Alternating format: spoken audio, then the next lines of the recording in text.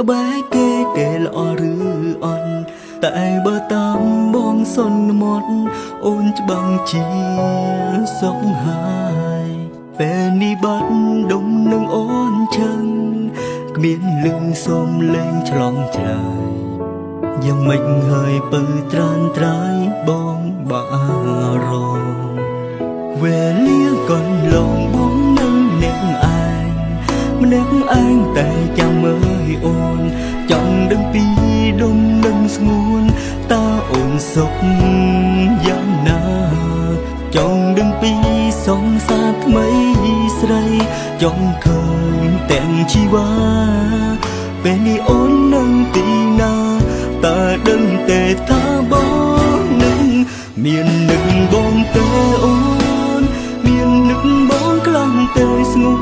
នតែបងវិញនឹកអូននឹកឡើងហូរទឹកភ្នែកហើយចង់ឲ្យវេលាត្រឡប់នឹងចង់សូមអបអូនជាលើកចុងក្រោយតែគ្មានអូនតាំងឡើយសូមបីត្រឹមគិតថានឹងជួបអូនមាននឹកបងតែអូនមាននឹកបងខ្លាំងតែស្ងួនបើយើងអាចជួបជូនធំអស់អ្វីបងលែងគិតអូនត្រូវកាវ័យក៏លែងបងឲ្យគ្រប់យ៉ាងសូមបីជីវិតសូមទំអូនមកចិត្តឲ្យបងថែដូចមុន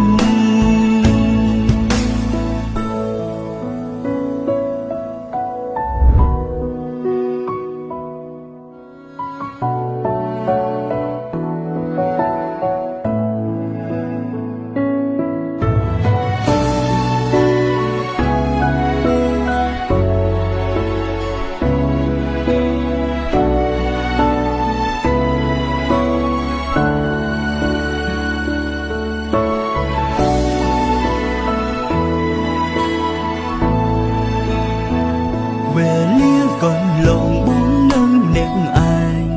ម្នាក់ឯងតែចាំមើលអូនចង់ដឹងពីដុំនឹងស្ងួនតើអូនសុខយ៉ាងណាចង់ដឹងពីសង្សារថ្មីស្រីចង់ឃើញទាំងជីវ៉ាពេលនេះអូននឹងទីណាតើដឹងទេថាបងនឹងមាននឹកបងតែអូនមាននឹកបងខ្លាំងតែស្ងួនតែបងវិញនឹកអូននឹកឡើងហូរទឹកភ្នែកហើយ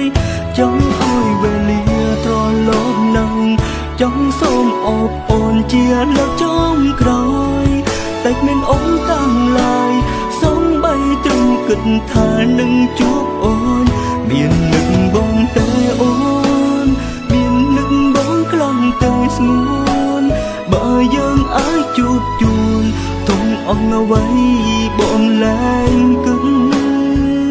អូនត្រូវកាវ័យក៏លែងបងឲ្យគ្រប់យ៉ាងសូមបីជីវិតសូមទំអូនមកចិត្តឲ្យបងថែដូចមុន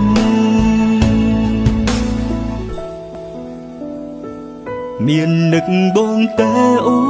នមាននឹកបងខ្លាំងតែស្ងួ